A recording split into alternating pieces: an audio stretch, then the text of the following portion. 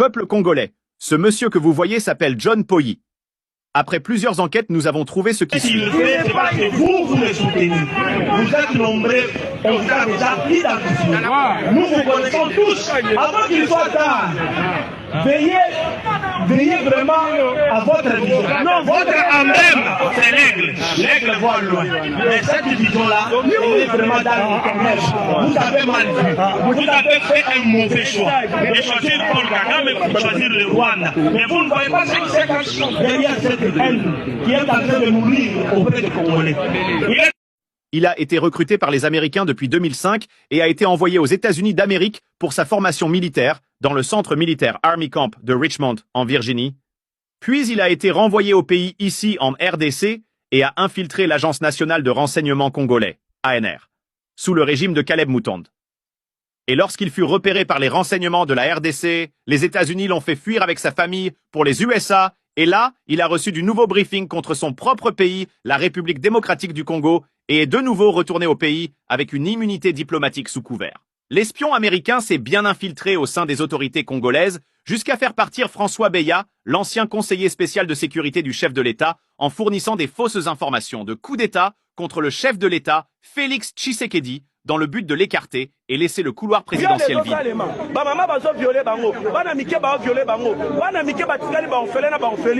Américains, mais ils sont en train de nous condamner au lieu de condamner le Rwanda. En fait, de compte, nous avons compris que ce qui se passe, ce sont les Américains. Tout cela, c'est à cause de nos minéraux. Rwanda, ça a minéralité.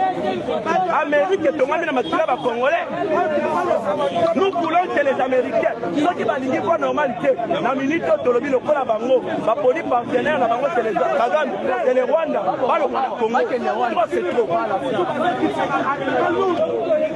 Il est l'homme par qui se passe toute la corruption et le recrutement des autorités congolaises au profit des renseignements et le service secret américain et en mettant en exécution le plan de la balkanisation de la République démocratique du Congo.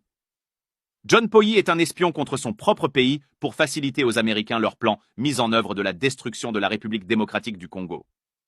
Et plus récemment, l'espion américain John Poyi a été repéré avec le Major Pika aux USA, où il y vit comme un réfugié politique congolais. Et lorsque Irène Donna, la garde du corps de Madame l'ambassadeur des USA à Kinshasa, Madame Lucie Tamelin, a été arrêtée par la garde présidentielle à la cité de OUA avec des armes dissimulées. Selon nos renseignements, l'espion américain John Poyi s'est rendu à la cité des OUA faire visiblement des menaces au commandant en chef de la garde républicaine congolaise de relâcher la dame. Et Irène Donna a été relâchée puis portée disparue, selon le renseignement crédible que nous avions accueilli à l'ambassade des USA à Kinshasa.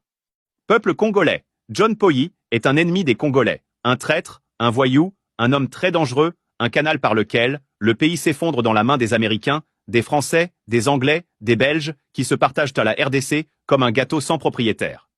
Il est temps d'ouvrir les yeux et sauver le pays en démasquant les ennemis des Congolais. Partagez cette vidéo pour sauver la République démocratique du Congo contre la balkanisation et la complicité de la communauté internationale.